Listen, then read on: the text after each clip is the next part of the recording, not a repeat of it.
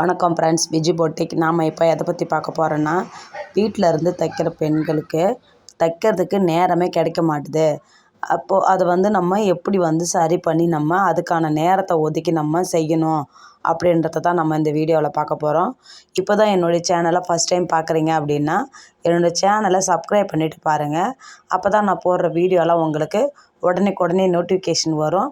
அதன் மூலயமா நீங்கள் என்னுடைய வீடியோவை எல்லாத்தையுமே பார்த்துட்டு நீங்களுமே அதை பயன்படுத்திக்கிட்டு நீங்கள் மேலும் வளர்ந்து வரணுன்னு தான் நான் விருப்பப்படுறேன். அது நடக்கும்னு நான் ஆசைப்பட்றேன். வாங்க வீடியோக்குள்ளார போகலாம். இப்போ உங்களுக்கு ஸ்டிச்சிங் ரொம்ப பிடிக்கும் அப்படின்னா நீங்கள் என்னுடைய வீடியோ பார்க்குற வியூவர்ஸ் ஒரு லைக் போட்டுட்டு பாருங்கள். எனக்கு ப்ளவுஸ் தைக்கிறதுக்கு ரொம்ப பிடிக்கும். உங்களுக்கு யாருக்கெல்லாம் ப்ளவுஸ் தைக்கிறதுக்கு ரொம்ப பிடிக்குமோ அவங்களாம் லைக் போட்டுட்டு பாருங்கள். நான் அதன் வழியாக எத்தனை பேருக்கு ப்ளவுஸ் தைக்கிறதுக்கு பிடிச்சிருக்கு அப்படின்ட்டு நான் தெரிஞ்சுக்கிறேன். வாங்க வீடியோக்குள்ளார போகலாம்.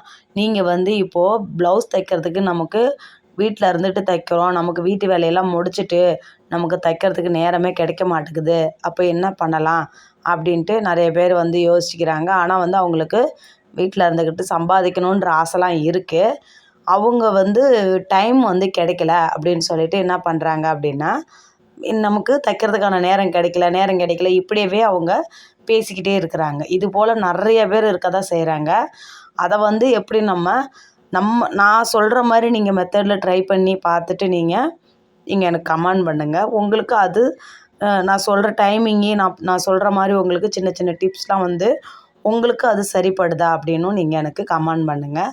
நீங்கள் கமெண்ட் பண்ணுறது மூலிமா நிறைய பேர் நம்ம வீடியோவை பார்க்குறவங்களும் அதன் மூலிமா அவங்களும் தெரிஞ்சுப்பாங்க. இது போலலாம் இருக்குது, இதெல்லாம் நம்ம மாற்றிக்கணும், இதுலேருந்து நம்ம மேலே வரணும் அப்படின்றதையும் அவங்களும் தெரிஞ்சுப்பாங்க.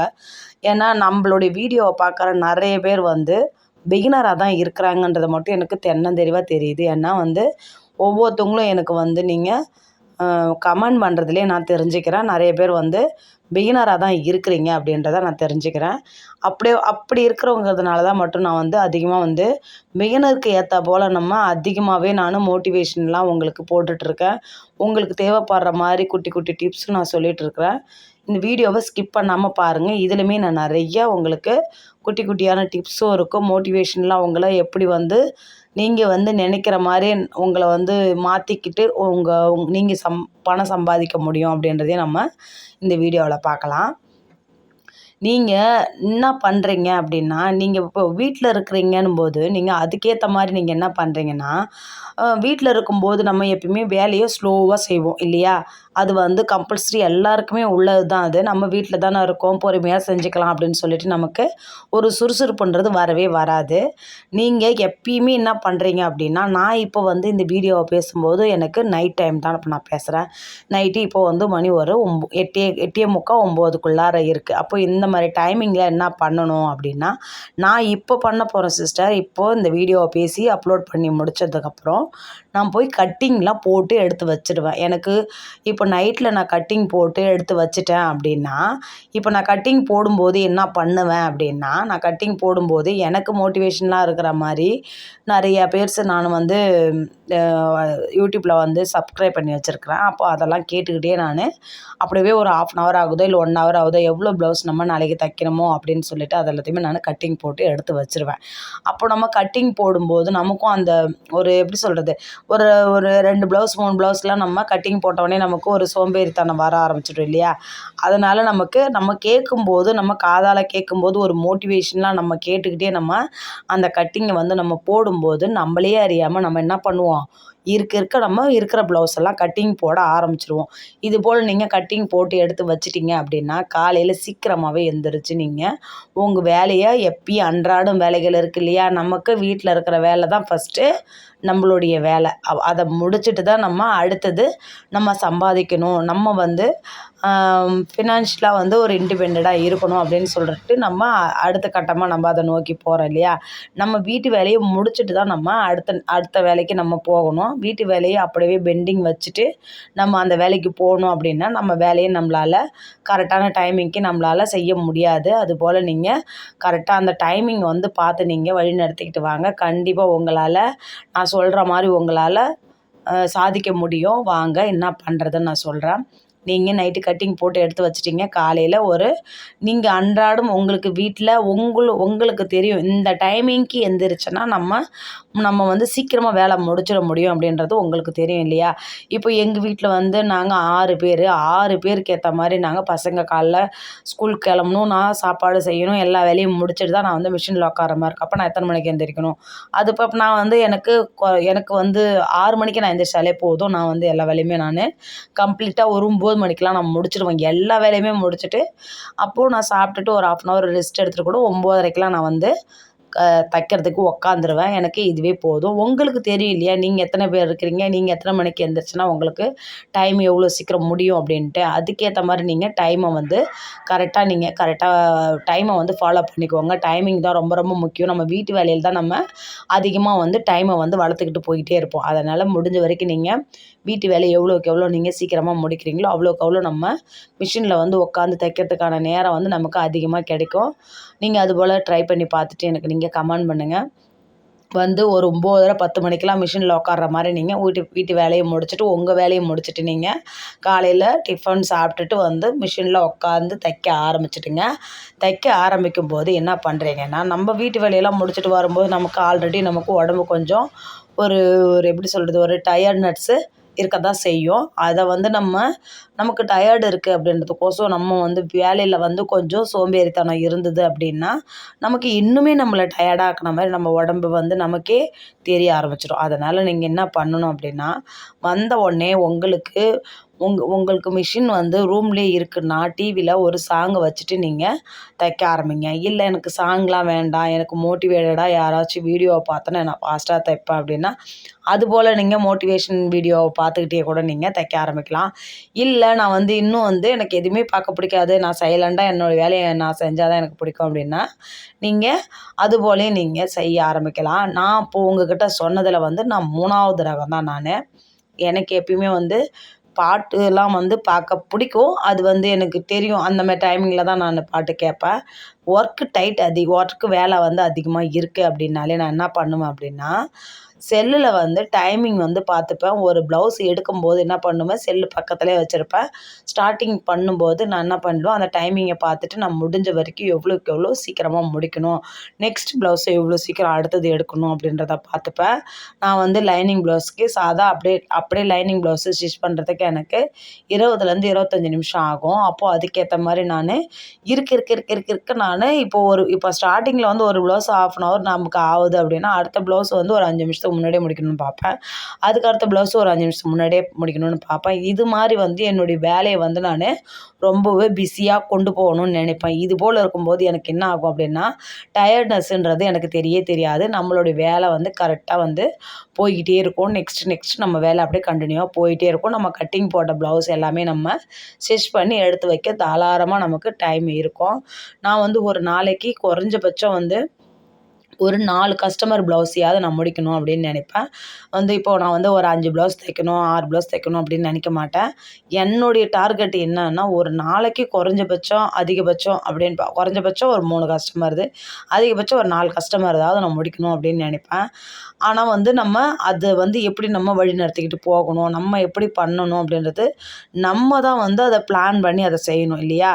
அதுக்கேற்ற மாதிரி தான் நீங்கள் ஒன்று நீங்கள் பிளான் பண்ண உங்களுக்கே தெரியாமல் நீங்கள் போட்டு வச்சுருந்து ஒரு 10 ப்ளவுஸு ஒரு 8 ப்ளவுஸ் அது மாதிரி நீங்கள் கட்டிங் போட்டு எடுத்து வைக்கிறீங்கன்னும் போது உங்களால் கண்டிப்பாக ஒரு 4 மணிக்குள்ளார ஒரு 5 மணிக்குள்ளார உங்களால் நீங்கள் கட் பண்ணி வச்ச ப்ளவுஸ் எல்லாத்தையுமே தச்சு எடுத்து வைக்க முடியும். இது போல் நீங்கள் ட்ரை பண்ணி பார்த்துட்டு எனக்கு நீங்கள் கமெண்ட் பண்ணுங்கள். இது மாதிரி நீங்கள் ட்ரை பண்ண ஒரு நாள் நீங்கள் இது மாதிரி தைப்பீங்க, மறுநாள் உங்களுக்கு அது மாதிரி தைக்கணுன்ற ஒரு ஆசை வரும்.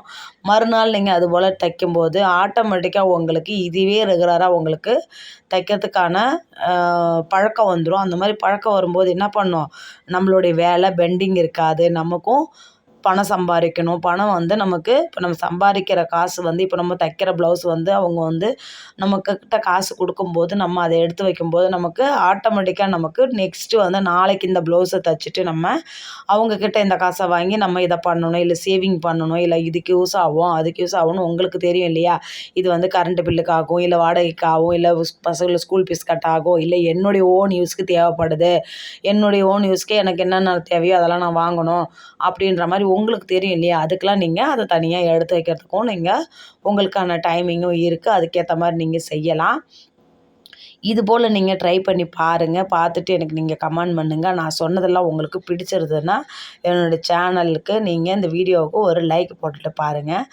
இப்போது நம்ம இது மாதிரி நம்ம பயன்படுத்திக்கிட்டே வந்துக்கிட்டே இருக்கோம் அப்படின்னா இன்னமும் வந்து நம்ம என்ன பண்ணணும் அப்படின்னா நம்ம வந்து கஸ்டமர்கிட்ட வரும்போது கஸ்டமர்கிட்ட நம்ம எந்த அளவுக்கு நம்ம கஸ்டமர்கிட்ட வந்து பேசுகிறோமோ, ஜாலியாக பேசுகிறது வந்து அவங்கக்கிட்ட வந்து நமக்கு இருக்கிற ஒர்க்கு டென்ஷன்லாம் வந்து நம்ம கஸ்டமர்கிட்ட காட்டக்கூடாது. நம்ம வந்து கொஞ்சம் அவங்கக்கிட்ட ரிலாக்ஸாக ஃப்ரீயாக தைக்கணும். நம்ம மனசில் 1008 கஷ்டமே இருந்தாலுமே நம்ம கஸ்டமர்கிட்ட காட்டிக்கக்கூடாது.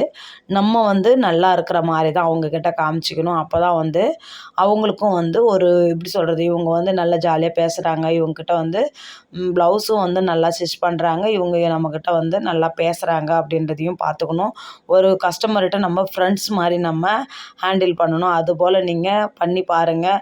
உங்களை வந்து அவங்களுக்கு ரொம்ப ரொம்ப பிடிச்சிடும். அதுபோல் இருக்கும்போது உங்களுக்கு ஆட்டோமேட்டிக்காக அவங்க நெக்ஸ்ட் ப்ளவுஸ்லாம் வேறு யார்கிட்டையும் கொடுக்கணும்லாம் தோணாது. இவங்கக்கிட்டயே போகலாம் அப்படின்னு தான் அவங்களுக்கு தோணும். அதுபோல் நீங்களும் ட்ரை பண்ணி பார்த்துட்டு எனக்கு நீங்கள் கமெண்ட் பண்ணுங்கள். ஏன்னா இது போலலாம் நான் நிறைய கஸ்டமரை பிக்கப் பண்ணியிருக்கேன். நான் நார்மலாக எனக்கு இந்த கஸ்டமர் ரொம்ப முக்கியம். இப்போ புதுசாக ஒரு கஸ்டமர் வராங்க அப்படின்னா அந்த கஸ்டமரை வந்து நான் அடுத்தது வந்து நம்மக்கிட்ட வரணும், அப்போ நாம் என்ன பண்ணணும் இதெல்லாம் யோசிப்பேன். இதெல்லாம் வந்து எப்படி நம்ம வந்து கடைசி வரைக்கும் நமக்கு இந்த கஸ்டமரை வந்து நம்மளுக்குள்ளார வச்சுக்கணும் அப்படின்றதெல்லாம் நான் யோசித்து பார்த்து அதுக்கேற்ற மாதிரி வர கஸ்டமர்கிட்ட பேசுகிறதும் சரி தான், தையக்கூலி வாங்குறதும் சரி தான். நான் அதுக்கேற்ற மாதிரி தான் யோசித்து தான் நான் செய்வேன். நான் வந்து காசை பார்க்க மாட்டேன். எனக்கு வந்து கஸ்டமர் தான் ரொம்ப முக்கியம். கஸ்டமர் வந்துட்டாங்கனாலே ஆட்டோமேட்டிக்காக நமக்கு கஸ்டமர் அதிகரிச்சிட்டாலே நம்ம எதிர்பார்க்குற காசு ஆட்டோமேட்டிக்காக வந்துடும். ஆரம்பத்தில் நம்ம என்ன தையக்கூலி வாங்கணுன்றது தான் ஃபஸ்ட்டு பார்க்கணும். நம்ம வந்து ஆரம்பத்தில் கம்மியாக தான் வாங்கணும். அப்புறம் நம்ம கஸ்டமர் அதிகரிச்சிட்டாங்க அப்படின்னா நம்ம வந்து நீங்கள் உங்களுக்கு தெரியும் இல்லையா, உங்கள் ஏரியாவில் எவ்வளோ தையக்கூலி வாங்குறாங்க ப்ளவுஸுக்கு, அதுக்கேற்ற மாதிரி நீங்கள் அதிகரிச்சிக்கலாம். ஆரம்பத்தில் நீங்கள் அதிகமாக வாங்காதீங்க. அவங்க வாங்குறத விட நீங்கள் ஒரு 10 ரூபா 20 ரூபா கம்மி பண்ணி வாங்குங்க. இதுபோல் நீங்கள் ஒரு விஷயமும் நீங்கள் செஞ்சுக்கிட்டே வரீங்க அப்படின்னா ஒரு சில விஷயத்த மாற்றங்கள்லாம் உங்கள்கிட்ட நீங்கள் அவங்கள விட நீங்கள் கொஞ்சம் பெஸ்ட்டாக பண்ணுறீங்க, அவங்கள விட கொஞ்சம் எல்லாமே அவங்களுக்கு தெரியும் இல்லையா, இது போலலாம் நீங்கள் ட்ரை பண்ணுறீங்க அப்படின்னா அவங்க ஆட்டோமேட்டிக்காக அவங்கள விட்டுட்டு ஏற்கனவே ஒருத்தங்கிட்ட தைச்சிட்டு இருக்கிறாங்க அப்படின்னாலுமே அவங்கள விட்டுட்டு உங்ககிட்ட வரணும்னு நினைப்பாங்க. இது போல் நீங்கள் உங்கள் கஸ்டமர்கிட்ட நீங்கள் நடந்துக்கிட்டாலுமே அவங்க போய் ஒரு 4 பேர்கிட்ட சொல்லுவாங்க. அதன் மூலிமா வந்து நிறைய கஸ்டமர் வர்றதுக்கும் நிறையா வாய்ப்பு இருக்குது. சின்ன சின்ன டிப்ஸு தான், அது வந்து உங்களுக்கு நிறைய வந்து பெனிஃபிட் தரத்துக்கு நிறைய வாய்ப்பு இருக்குது. உங்களுக்கு வந்து இதில் வந்து எது உங்களுக்கு பிடிச்சிருக்கு, நான் சொன்னதில் வந்து உங்களுக்கு எது பிடிச்சிருக்கு, இதன் மூலிமா நீங்கள் எதெல்லாம் நீங்கள் யூஸ் பண்ணியிருக்கீங்க, இதை யூஸ் பண்ணலான்னு நினைக்கிறீங்க அப்படின்றத எனக்கு கமெண்ட் பண்ணுங்கள். நம்ம வந்து நிறைய வந்து இப்போ வந்து நம்ம சேனலில் மோட்டிவேஷன் வீடியோ நிறைய போட்டுட்ருக்கோம். அப்போ வந்து நமக்கு கஸ்டமரும் வந்து வியூஸும் வந்து என்ன கேட்குறாங்க அப்படின்னா கமெண்டில் கட்டிங் வீடியோ போடுங்க சிஸ்டர், ஸ்டிச்சிங் வீடியோ போடுங்க சிஸ்டர் அப்படின்னு சொல்லிட்டு கேட்குறாங்க. அவங்களுக்கு ஏற்ற மாதிரி நான் கட்டிங் வீடியோவும் அப்லோட் பண்ணி போட்டிருக்கேன். ஸ்டிச்சிங் வீடியோவும் நான் போட்டுட்ருக்கேன். இப்போது வந்து டிசைன் ப்ளவுஸ் வீடியோ தான் இப்போதைக்கு ஸ்டாப் பண்ணி வச்சுருக்கேன். எனக்கு வந்து ஸ்கூல் யூனிஃபார்ம் வேலை போயிட்டுருக்கிறதுனால இன்னும் வந்து அது எனக்கு இன்னும் முடியல. இன்னும் வந்துக்கிட்டே தான் இருக்குது. இப்போ தான் கவர்மெண்ட் ஸ்கூல்லேருந்து யூனிஃபார்ம் வந்துக்கிட்டே இருக்கிறதுனால ஒர்க்கு கொஞ்சம் ஹெவியாக தான் இருக்குது. அதனால் வந்து இன்னும் முடியாததுனால ப்ளவுஸுமே நானும் பெண்டிங் வச்சு தான் கொடுத்துட்டு இருக்கிறேன். ஃபுல்லாகவே ஒவ்வொரு கஸ்டமர் வந்து ஒரு 4 ப்ளவுஸ் 5 ப்ளவுஸ் கொடுக்குறாங்கன்னும் போது அவங்களுக்கு இப்போதைக்கு என்ன தேவைப்படுது அதை மட்டுமே நம்ம இப்போ கொடுத்துட்டு ஸ்கூல் யூனிஃபார்ம் வேலை முடிஞ்சதுக்கப்புறம் மீதி தரேன் அப்படின்னு சொல்லிட்டு நான் பெண்டிங் வச்சுக்கிட்டு தான் வரேன். நான் ஸ்கூல் யூனிஃபார்ம் வேலை முடிஞ்சதுக்கப்புறம் தான் நான் அவங்களதெல்லாம் ஃபினிஷ் பண்ணிவிட்டு தான் நெக்ஸ்ட்டு தான் நான் டிசைன் ப்ளவுஸ் வீடியோ போட முடியும். நீங்கள் வந்து ரெகுலராக உங்களுக்கு அதுக்கப்புறம்லாம் வந்து உங்களுக்கு ரெகுலராக டெய்லியுமே உங்களுக்கு டிசைன் ப்ளவுஸும் உங்களுக்கு வந்துக்கிட்டே இருக்கும்.